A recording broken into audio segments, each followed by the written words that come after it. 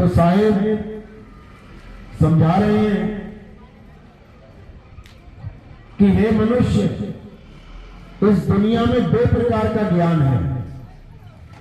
एक पवित्र ज्ञान है और एक मूल ज्ञान है।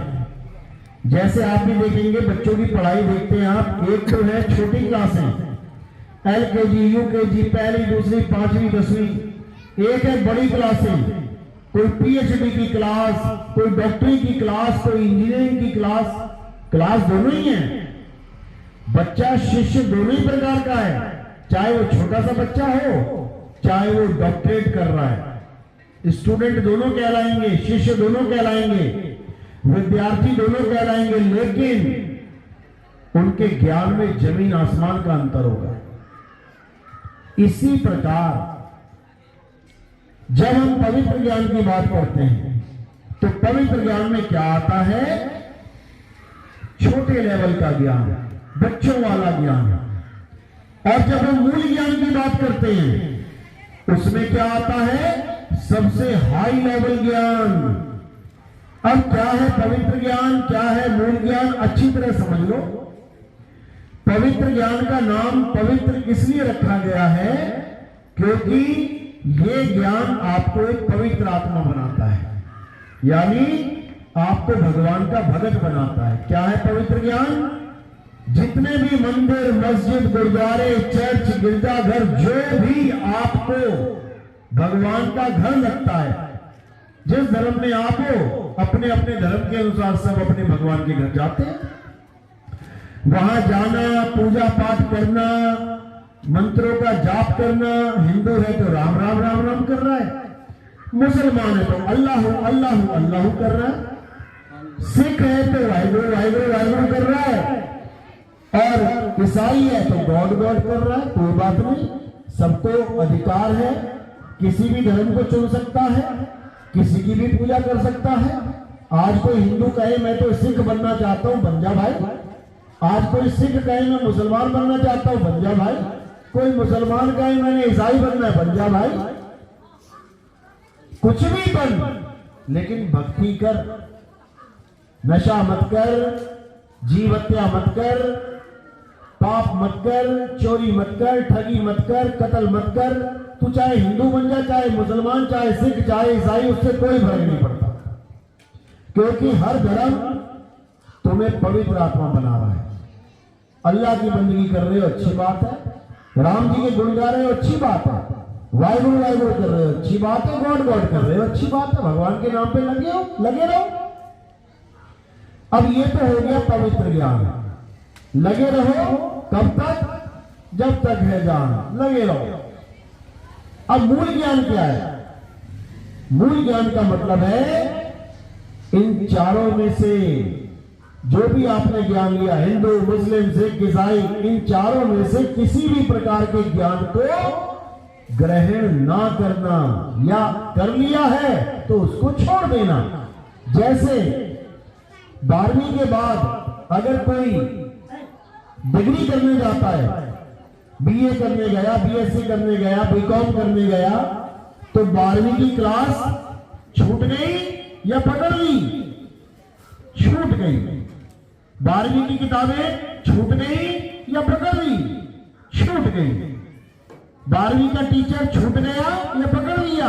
छूट गया। यानी 12वीं करने के बाद आप जब डिग्री कॉलेज में चले जाते हो तो आपकी पढ़ाई भी छूट गई, आपका स्कूल भी छूट गया, आपके टीचर भी छूट गए। तो आपकी प्रगति हुई कि आपकी अधोगति हो गई? प्रगति हुई, हम आगे बढ़ गए। यानी अब तक हम जो कर रहे थे, पहली से लेकर 12वीं तक जो पढ़ाई करी, स्कूल में गए, वो सब छूट गए। 12वीं तक बच्चों का बैग कितना भारी होता है, 10 प्रकार की किताबें, 10 प्रकार की कॉपी भर भर के ठूस ठूस के लेके जाते हैं।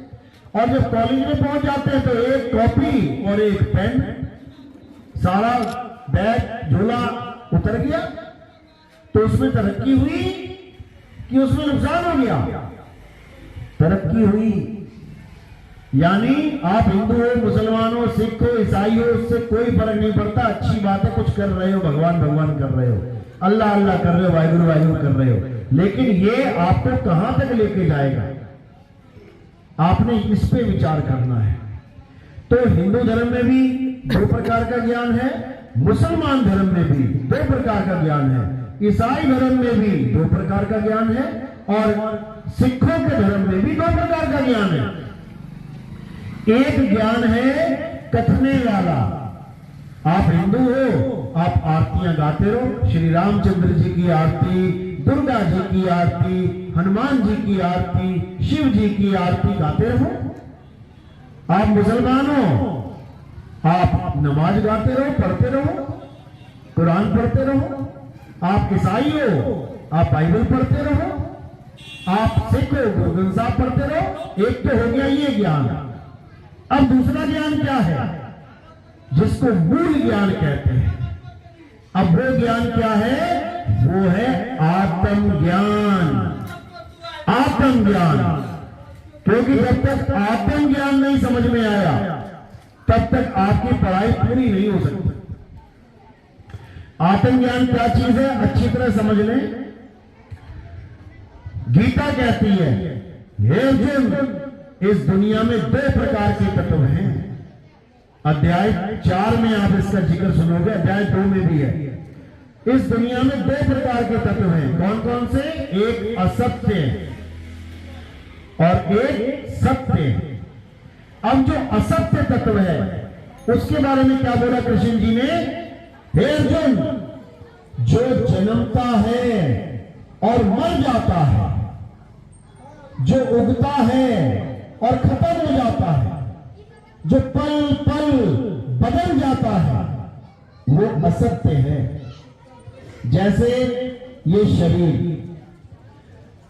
आप देखोगे तारीख लिखी जाती, डेट ऑफ बर्थ, पैदा हो गया, अब धीरे धीरे धीरे धीरे बदल रहा है, रोज बदल रहा है, रोज शक्ल बदल रही है, धीरे धीरे धीरे। देखो, बच्चे से जवान हो गए, जवान से बूढ़े हो गए, रोज बदल रहा है, और एक दिन इसका नाश हो जाएगा।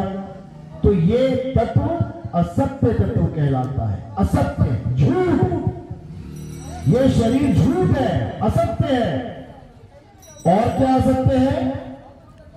कोई भी मंदिर, मस्जिद, गुरुद्वारा, चर्च, कोई भी कुछ भी बन रहा है, तो जब वो बन रहा है तो उसकी शुरुआत हो गई, यानी जन्म हो रहा है उसका। बन के तैयार हो गया, पूजा पाठ किया, 100, 200, 500 साल के बाद वो गिर गया, ढह गया। अब बना और बिगड़ा, यानी कि असत्य है। कोई मूर्ति, किसी की भी, कबीर साहब की मूर्ति, रविदास जी की मूर्ति, नानक जी की मूर्ति, राम जी की मूर्ति, कृष्ण जी की मूर्ति, हनुमान जी की मूर्ति, कोई भी मूर्ति जब बनी तो बनते बनते बनते बनते बनते बनते बन गई, यानी रोज बदल रही है। आज इतनी बनी, कल इतनी बनी, परसों इतनी बनी, रोज बदल रही है। और बन के बढ़िया पूजा पाजा करके एक दिन खंडित हो गई, उसको उठा के साइड में रख दिया गया। यानी जो बनी और बिगड़ी वो असत्य है। अब मंत्रों को ले लो, कोई कहता है जी कबीर कबीर जपना पड़ेगा, कबीरपंथी कहते हैं कबीर कबीर जपना पड़ेगा। अब कबीर कबीर जपने से क्या हुआ?